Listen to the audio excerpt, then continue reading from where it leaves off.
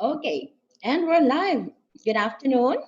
Good afternoon to our Zoom participants, and good afternoon to our FB Live viewer. It's another learning session today. Welcome to another e-learning session powered by Ariva Academy. So our topic for today, the dynamics of working from home, develop professionalism while working virtually. So later, you got to meet her, but I just would like to share with you. Well, we're now on ECQ.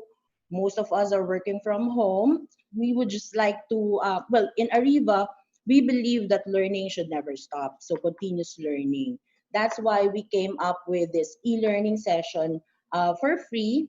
This is our share of responsibility to the society and a way of giving back to our participants, to our clients as well. So for those of you who are supporting us, in behalf of Ariva Academy, maraming salamat po.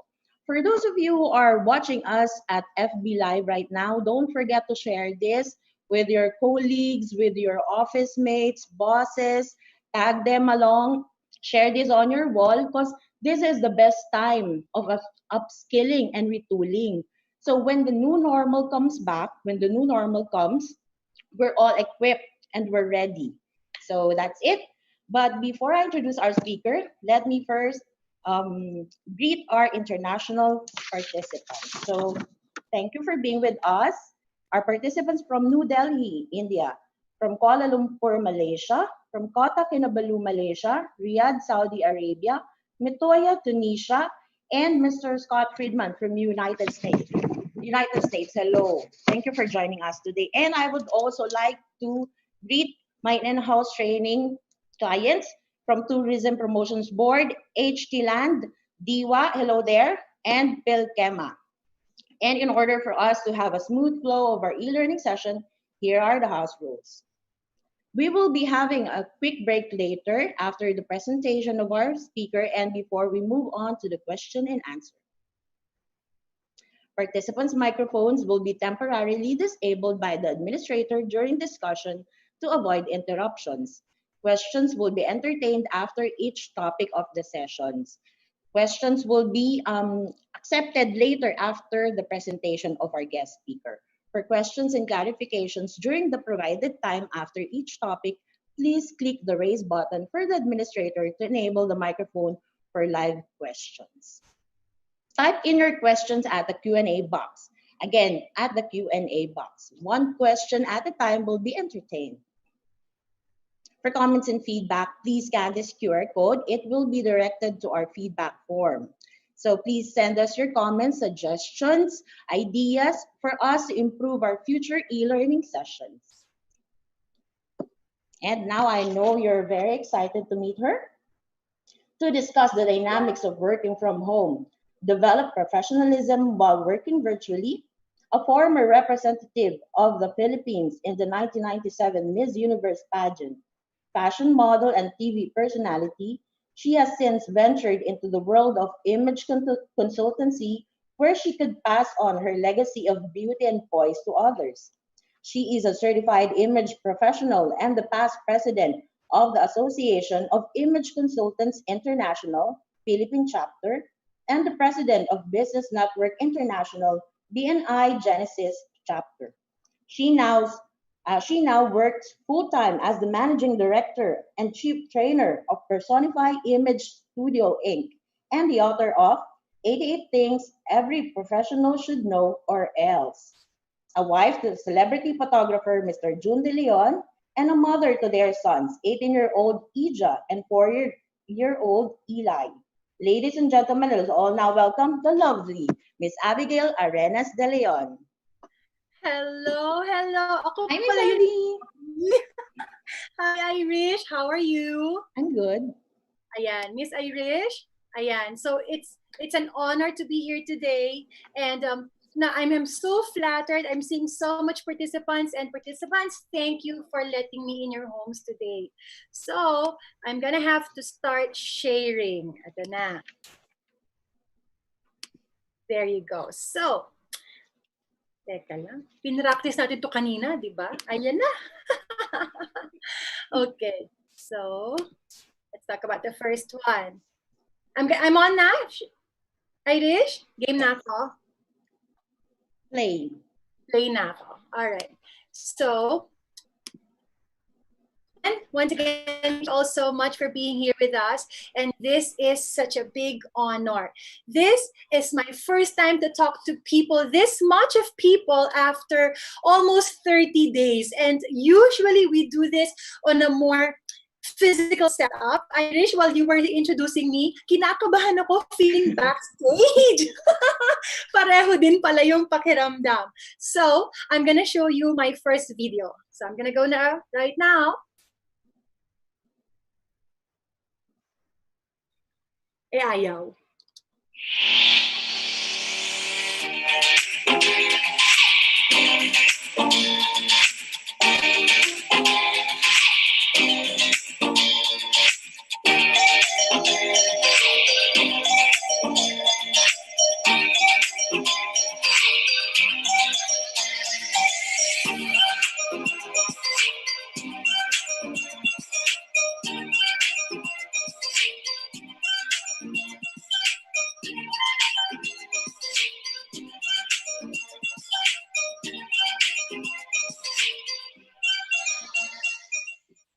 There you go. So nakakamiss din pala talaga, Irish. So before we begin, let me begin with the first poll. Are you ready? I'd like to see sino na ang ready. Tatlo pagpipilian, yes, no, or sandali lang po.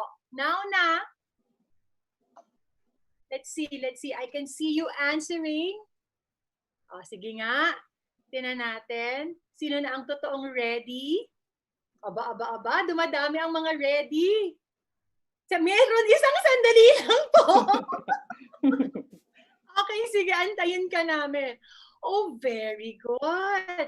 Now, ascension, this is the only way that I know that you are there, okay? So, I know that you are ready. 99% of you, only 1% of you said, sandali lang po. So, now we are ready. I'm gonna have to do this, escape, and then turn this off. So, that means we are ready for our very first slide.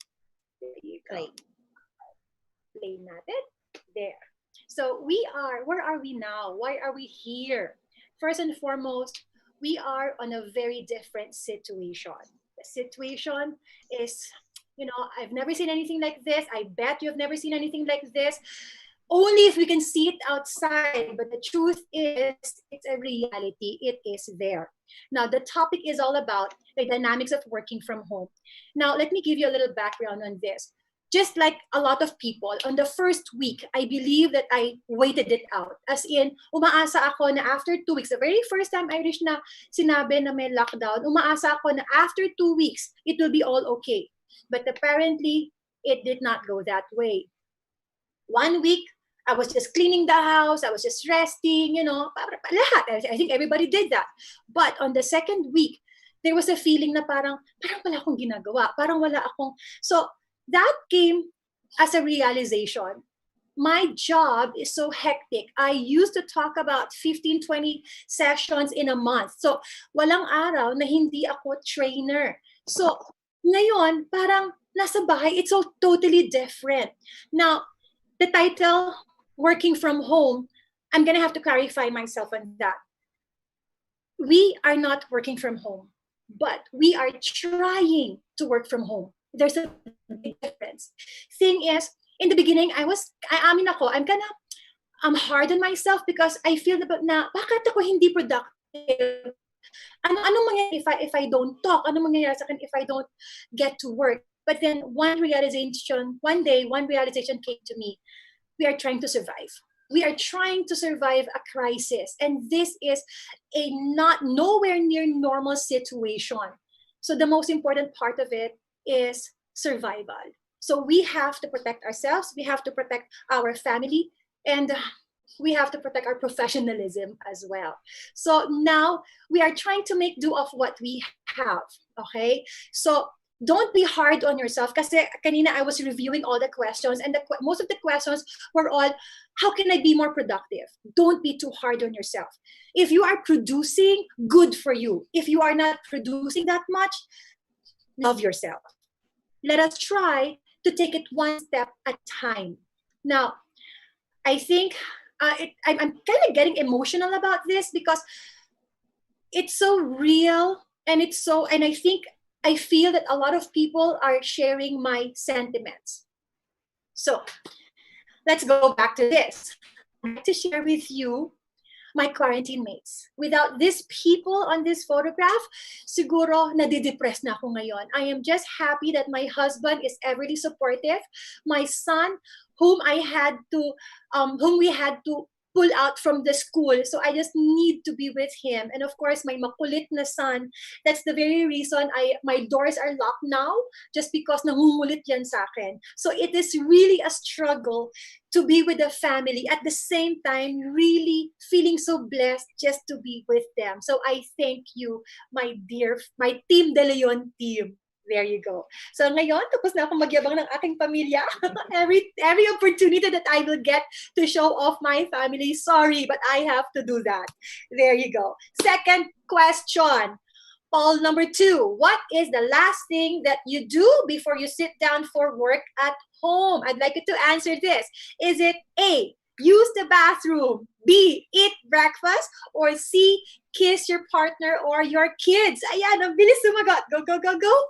Hala, eat breakfast, use the bathroom. Hala, parang pantay-pantay. O, sige na nga. Okay. Eat breakfast ang pinakamataas. Pero hindi nalalayo ang using the bathroom. Hala, nakakalimutan yung i-kiss yung partner. 16% lang. Kasi nga naman, sometimes, you are just a few steps away before you can actually do your job. But then again, I'm gonna have to remind you, every day we need to kiss our partners and our children, diba? So, good job. Thank you for answering, everybody. So, let me move on and do this. Hang on. Ayan, hindi ko ma-play. Escape mo ako. Sorry. Ayan. Ikaw ulit. There you go. So, some of them are single po kasi. Sabi, single daw. Oo nga pala. Sorry. Nakalimutan ko. May mga lockdown pala na single. Kiss na lang the pictures, kiss na lang, or paalam sa FaceTime, pwede din naman. Okay? Thank you. Ito na. So, I have categorized the dynamics of working from home into 3 things. The first one is going to be all about having the right mindset. This is very crucial. This is very important. I'm telling you, it's not that easy, but we have to go through it. Next. Okay, tatanggalin ko ulit ito. Hang on. Next one is create a professional environment. Create a professional working environment. And then the third one, of course, the most important of all, is how to take care of yourself. Sabi nga, ito yung pinaka-importante sa ngayon. But let us talk about professionalizing itong naiiwan sa ating work from home. Have the right mindset. When we talk about this, it's kind of hard because it was easy for me to talk about this during the face-to-face, separate personal and professional life. I used to say, wag mo dadalhin yung problema sa bahay, wag mo dadalhin yung problema sa trabaho sa bahay. But now it's so weird kasi different yung situation natin. Yung bahay, yung trabaho, few steps away. So, paano natin gagawin to? I was just thinking about it and I just thought maybe you have to commit to time, to a routine. My 4-year-old started to know that the moment I turn on the laptop, then the moment na makita niya yung Zoom, the moment I sit here on my desk, mama's busy, mama's working. So pati siya, nasanay na ngayon. Dati, struggle yan kasi my son, whenever I'm home, feeling mag-aari niya ako. So ngayon, na naka-quarantine, feeling niya, ganun pa rin. So I just have to condition everyone. Then I have to announce to everybody. I have to announce outside, okay, I'm going to work now. So hanggat maaari, hindi dapat na i-istorbo. We will still have to separate personal and professional life. And with this note, I'd like to share a next video na po pwede at anytime pwedeng mangyari sa atin. I'll show you this. It's so funny lang, this one. I'm sure you've seen this. Scandals happen all the time. The question is how to respond to those scandals. And what will it mean for the wider region? I think one of your children has just walked in. I mean, shifting sands in the region. Do you think relations with the North may change? I would be surprised if they do. Pardon me. My apologies. What's this going to mean for the region? My apologies.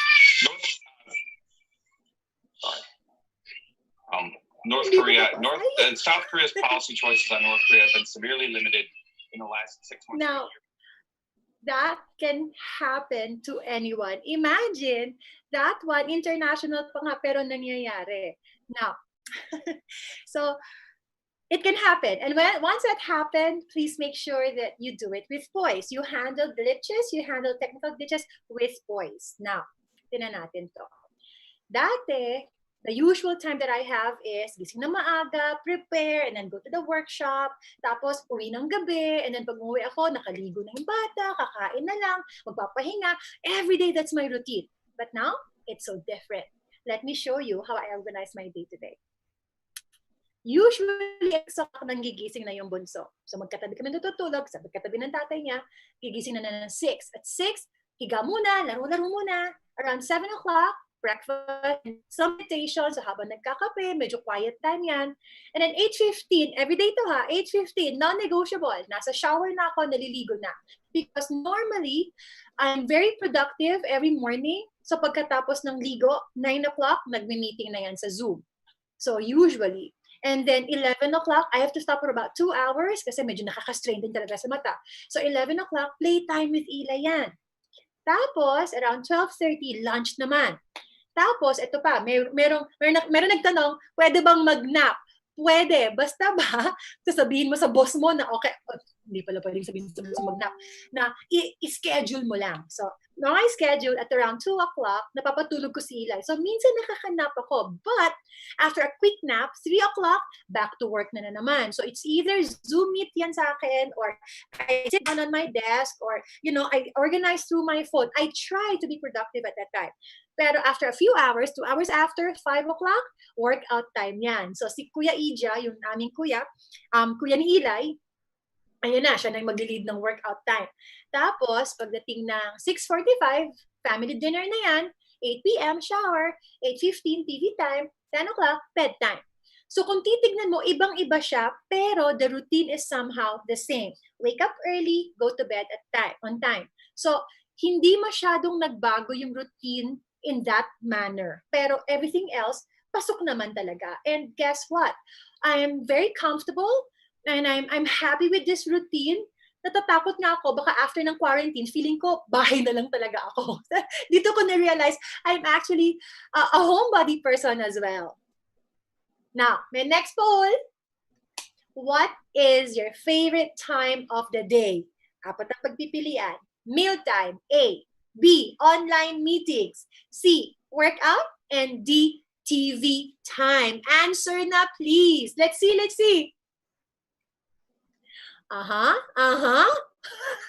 Meal time talaga. Ano ba yan? Okay, sige, tignan nga natin. Hello? Okay, I'm looking at it. So keep answering. I'm seeing your answers, okay? Pero hindi identified.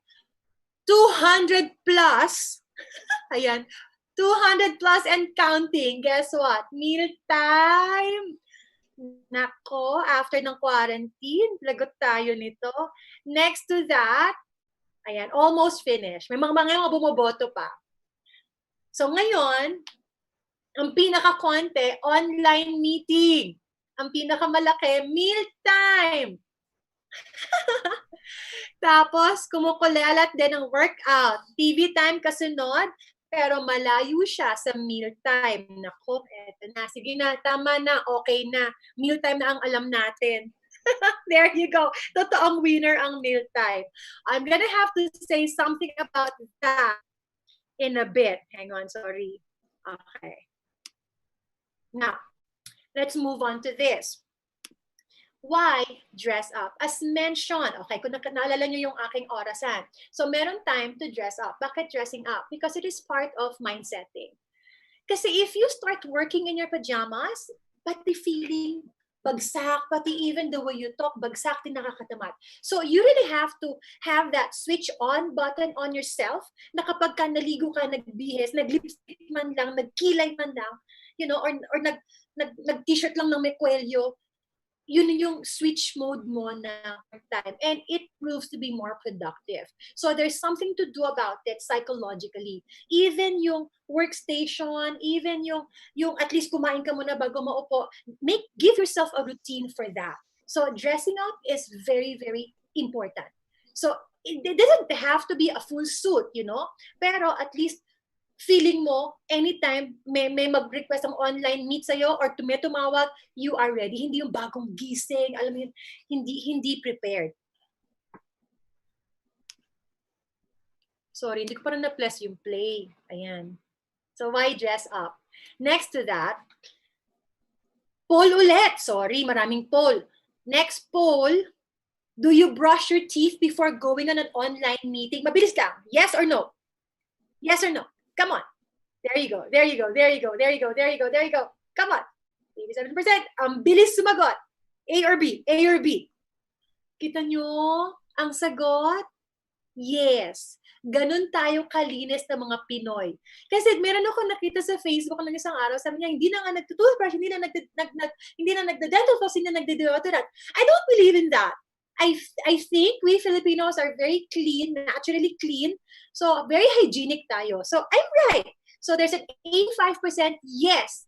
Most of us, alam, may 15% na no. Alam, salbahin nyo, magbagong buhay, ha? So, we're gonna remove this. So, yeah. So, we have to brush our teeth kasi nakakahiya naman yata, di ba? Teka lang, tatanggalin ko muna tong poll. Tapos, ipi-play ko ulit. There you go. Okay. So, brush your teeth all because let's talk about our on-screen image. Now, 3 things. Part of mind setting natin to, ha? Hygiene can be seen. Hindi lang na-experience yan. Nakakita din minsan. And then next is we're gonna have to talk about minding the head and shoulders. And then number 3, makeup is essential. And I'll show you pictures on this one. Look. If you're gonna online and you're gonna you're going to present to your boss or meron kang kailangan i-meet na tao or you're trying to sell something, hygiene can be seen, diba? So, really, so yung kalinisan, I know, well, the other day, hinerkatan ko na si June. Ayan, isa yan. Tapos, maya-maya, malapit na rin ako mag-haircut on my own. Pero, nung isang araw, nakita ko yung binata ko, nagsasarilik, ginugupitan yung harapan ng buhok, tapos ginugupitan ko yung likod. So, we still need to practice good hygiene. Now, on-screen pa din. Have to make sure that you have to mind the head and shoulder. The head and shoulder.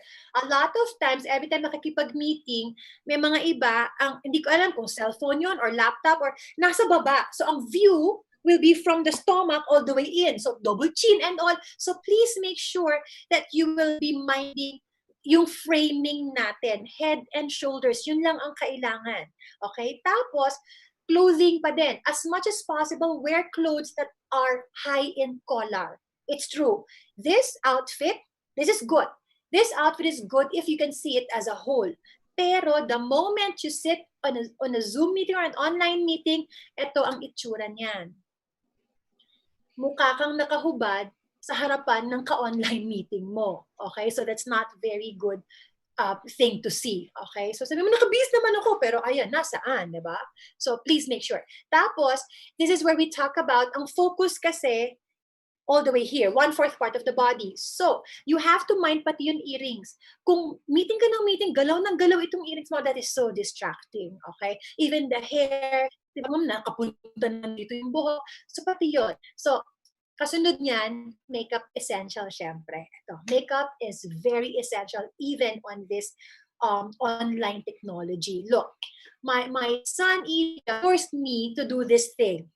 First time ko magpapakita ng before pictures kong personal. That is me without makeup. Okay, Zoom na yan. Okay. Pero look at the difference if you were given 3 minutes to do a little bit of makeup. I did this makeup for 3 minutes in Zoom. Konti lang, online, konti lang, meron ng effect. So, anong ginawa? Powder, kilay, blush on, lipstick. Yun na yun. Pero, may secret ako. Do you know that in Zoom, meron niyang portion na nakasulat, touch up my appearance? I don't know if you've done it yet, pero we have that. It is right beside the video. Di ba? May video. I-click mo yung arrow, may lalabas dyan, touch up my appearance. Once you do, it will look like this. Tanan! That's my favorite feature. So kung hindi mo pa ginagamit yung touch up my appearance sa Zoom, this is the time to do it, you know. So ngayon ito, meron yan touch up my appearance. I'm not wearing a lot of makeup, but nagiging easy on the eyes whenever you use it. So isang beses mo lang pipindutin, yun na yon. So makeup is really essential. Are you still with me? Okay pa kayo? Okay. Now let me talk about the on-screen body language. Ito. This is one of my expertise during face-to-face. Nung nalaman ko, when I realized that even online, applicable pa din. So I'm just gonna have to talk to you about it. Maintain good eye contact. The moment may makipag-usap sa akin and I just go like that, automatically, I lose focus on you. So, ngayon, ang dilemma, it's so hard to look right into the green screen, the green light. Ang medyo mahirap because nakikita ko yung sarili ko nagsasalta sa gilid. So, pinakamalapit na, pwede naman tignan yung sarili, basta ba wag mong ilalayo. Kasi sometimes you position yourself in a way na nasa malayo, nasa baba. So, ang ending mo nandito. So, see to it na ilalagay mo yung video mo na malapit na konti dun sa green light so that you will be able to maintain good eye contact pa din. Sit up straight. Look at the difference. Parang luging-lugi na kagad. You have to sit up straight. If you need to put a pillow right behind you, I have a pillow right behind my back just to keep me straight. I mean, I'm not gonna do this for 8 hours, but at least this is how I want you to see me. So always sit up straight. So remember, shoulders and face. And then lean forward a little bit. Look at this. Even pala sa online, kasi tinuturo ko to sa face-to-face, even sa online, look at this. Tinan mo gaano ka, well, no, nabawasan yung boses, nabawasan yung interest, but the moment I do this, gumaganda na yung screen, gumaganda pa yung boses, and at the same time, you are showing interest. So lean forward. And then minimize gestures. This one, ang hirap na hirap ako kasi me, I'm very animated. When I speak, I'm so loud with my hands. Pero now I am trying. Hindi ko alam kung effective, pero I am trying to minimize the gestures. So more on the face talaga. Do not cross your arms. Look at the difference. Even sa sino mo, hindi naman nakakita, pero nakakross, nakakaroon ng barrier between you and kung sino man ang ka-online meeting mo. Nod when necessary. So sometimes may nasabing maganda yung kausap mo and then you are muted, so you can just nod as necessary. Okay? Pero wag naman yung sobrang nodding naman. Do not forget to smile. Very true. Even as you speak, if I say hello, good morning, it will sound very differently if I say hello, good morning. Ibang-iba yon, because the smile, as we all know, will actually create a more pleasant tone. So practice smiling. On a face-to-face, this is my favorite learning. Happy thoughts, first step. Happy lines, second step. And happy curve, third step. If you put those together, happy thoughts, happy lines, and AR 8, okay, naka-curve na ganyan. As you speak, it will be very, very effective. So do not forget to smile as an on-screen body language. Ayan. Next. More technical tips. I'd like to share this with you. Kasi, you know, when we talk about the mindset of working from home, we cannot not do it without technicalities. So make sure that your name or photo will somehow show your professionalism. So minsan nakakalimutan, palitan yung i-rename yung sarili. Minsan ang nakasulat, Galaxy something. Parang, teka lang, di ba? So you have to make sure that your picture, baka yung picture mo, sexy picture, ingat din tayo doon. So it has to speak professionally about us. Have a light source facing you. It will be a mistake to have a window in your back because madidilim ka talaga. So see to it that you position yourself in a way na may bintana. Like me, meron akong bintana ngayon. If you have a light source, any lamp will do. Medyo lagay mo malapit papunta sa mukha mo. And then put your camera at an eye level.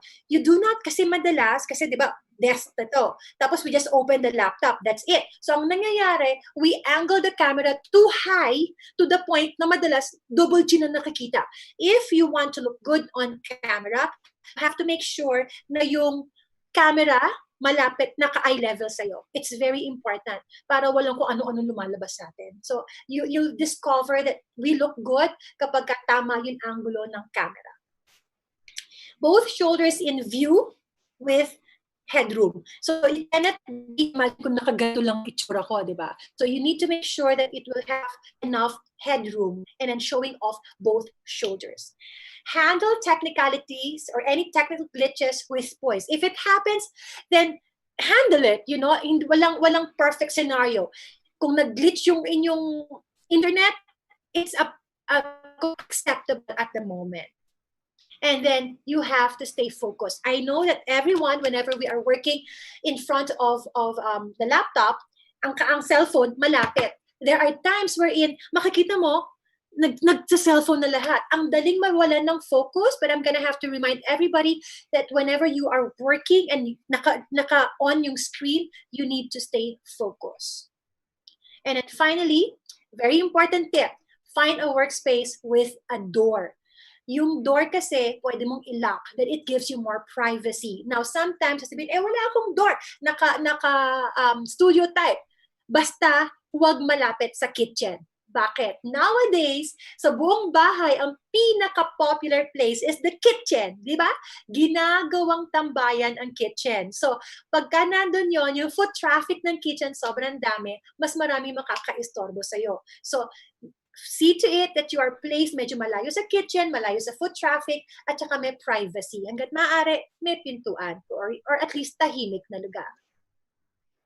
And then, be ready to communicate. Now, hindi ka naman inaasahan na 8 hours kang nakaupo at nagtatrabaho. Paano kung wala ka nang gagawin? But, you see to it that you are reachable. Kumbaga, anytime pwede kang i-text, anytime pwede kang i-Viber, as long as it is the work time. Okay, so let's say, for example, kung 8 to 5 yung regular working time mo, then it is expected na baka hingan ka ng report at any time. So just be reachable. It's not an excuse na wala akong although minsan, kasi talagang walang internet or minsan mahina talaga signal, and then you just have to be more transparent. Okay, so, pero as much as possible, be reachable and be ready to communicate. Kaya nga importante na nakabihis ka. Sabi niya, online tayo.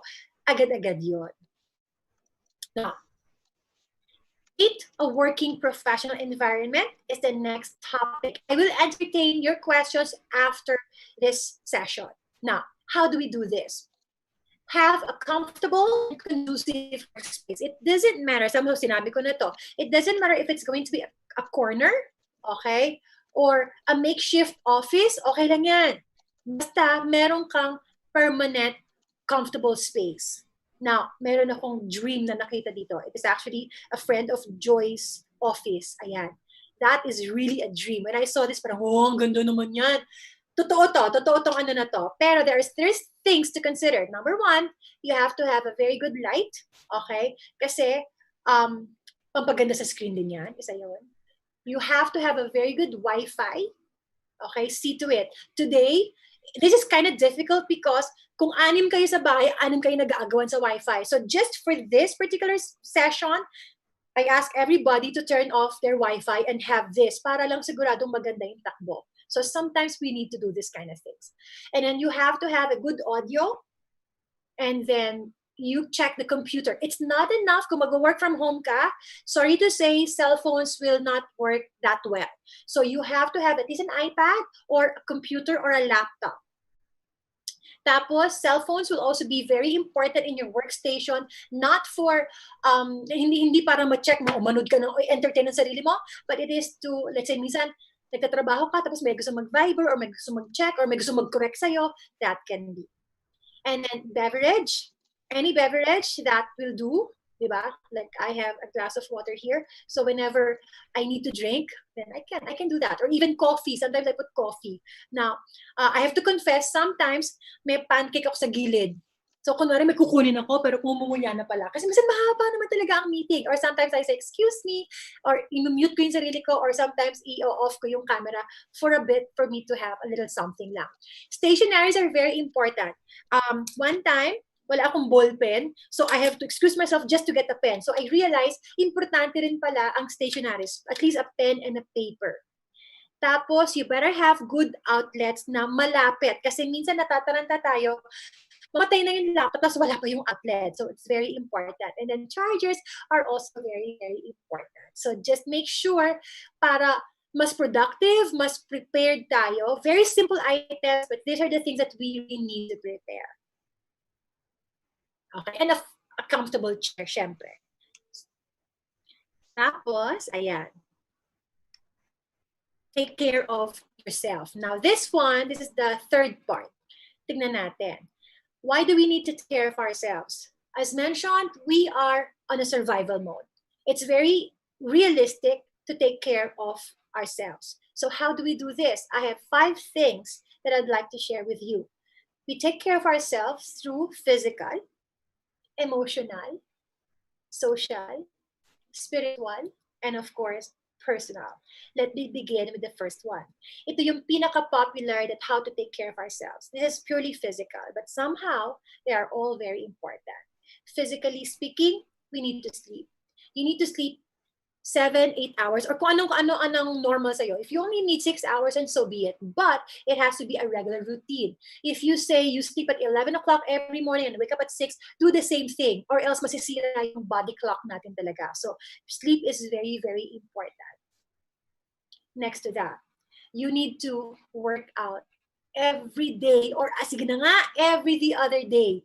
You need to work out. We need to work out. If it means dancing around the dining table, do that. Ito, bagong discovery. My son, who is 4 years old, every time makaray na ang papatugtog ko, sumasayaw ng sumasayaw. So imagine, parang hindi naman niya oras, hindi man niya time yung Macarena, pero he enjoys that. So, you know, it's just dancing on the Macarena song will do. Or my son gives us this 10-minute workout.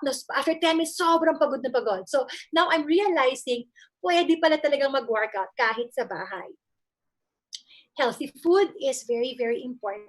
So to fight coronavirus, alam natin that healthy food is the best way to sustain our immunity. So plenty of greens. Ito na siguro yung oras na hindi tayo magtitipid sa pagkain as long as they are healthy. Do not buy those expensive junk foods.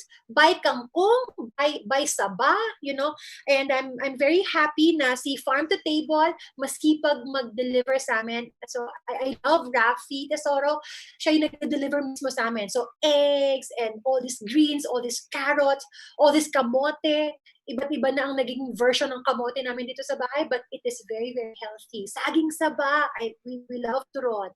So healthy food. Water, do not forget to drink water. Now, just to let you know, na ang tubig, pag nilagyan ng kape, hindi na tubig, kape na siya, di ba? So drinking pure water will always be the key. At this humidity that we have, itong init na to, we need to have at least 8 to 12 glasses of water depending on the size of the person. So habang lumalaki ka, habang tumatangkad, mas dumadami. Habang umiinit, mas dumadami pala. Akala ko 8 glasses of water, dati yun ang akala kong tama. But it can go as much as 12 glasses just because mainit sa atin. And you notice parang pawisin tayo parate. So please make sure that we detoxify with water.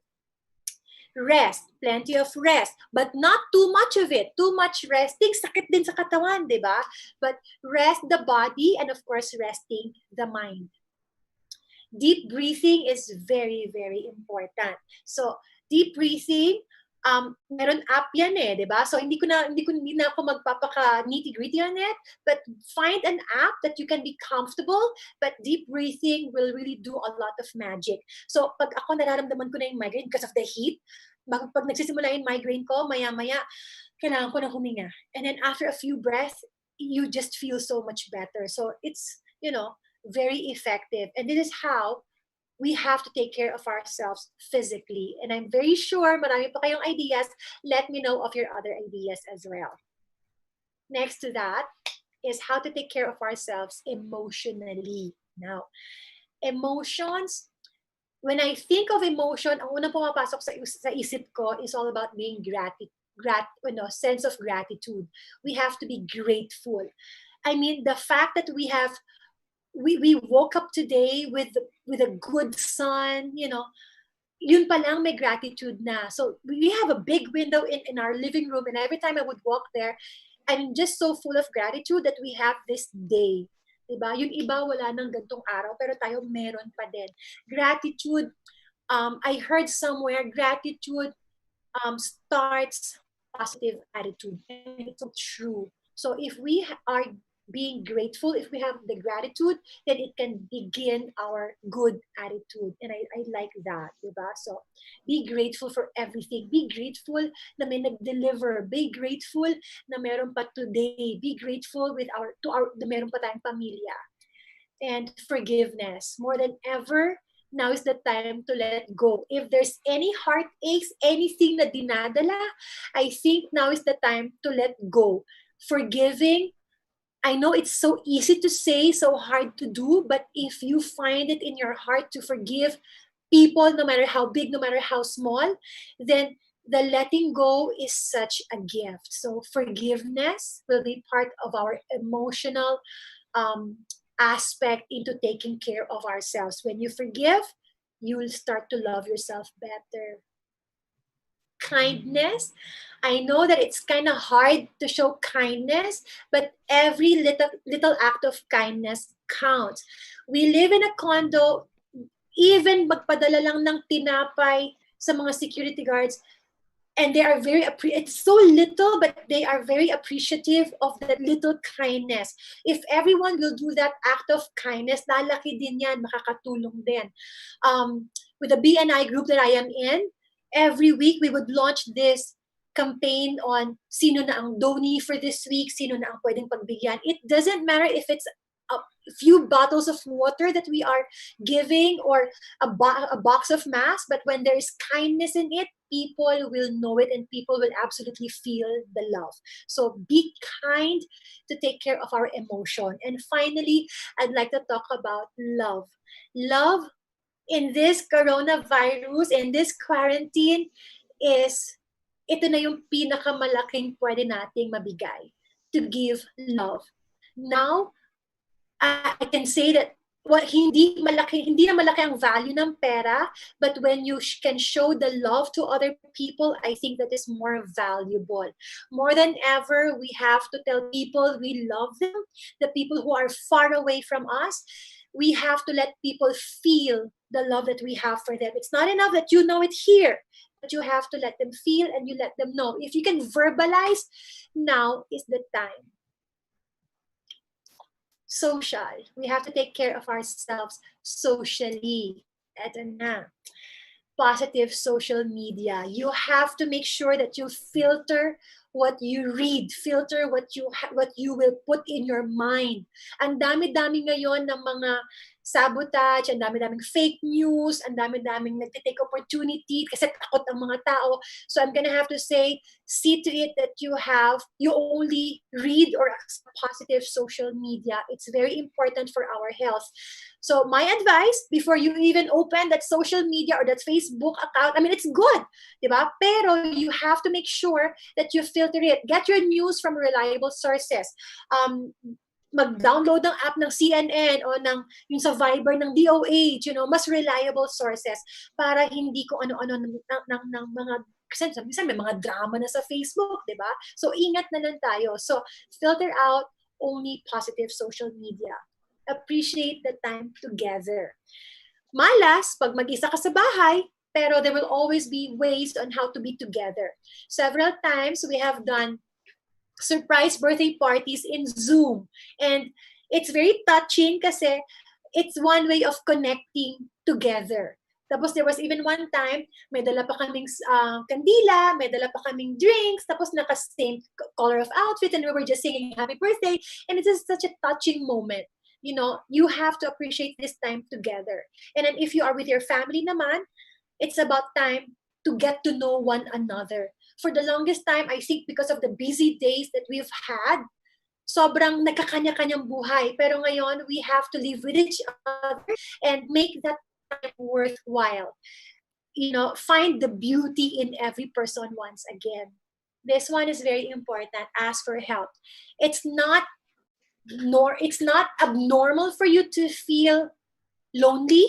It's not hindi siya, kumbaga, normal for us to feel lonely, normal for us to feel frustrated, or, you know, the other day lang, I was reminded of the uncertainties that we have in the future.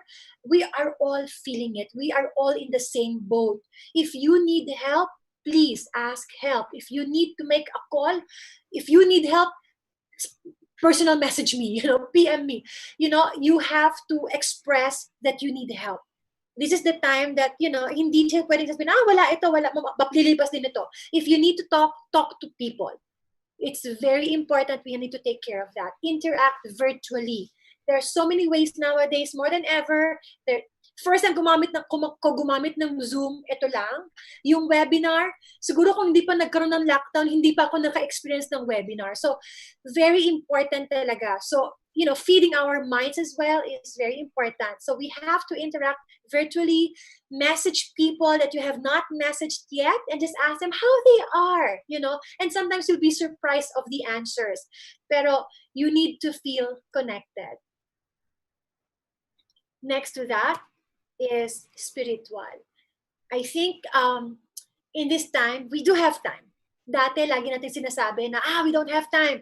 But right now, it is about time to rekindle that spirituality in us. It doesn't matter kung ano ang religion natin. The truth is, we all believe in the same spirituality. So, appreciate that time alone.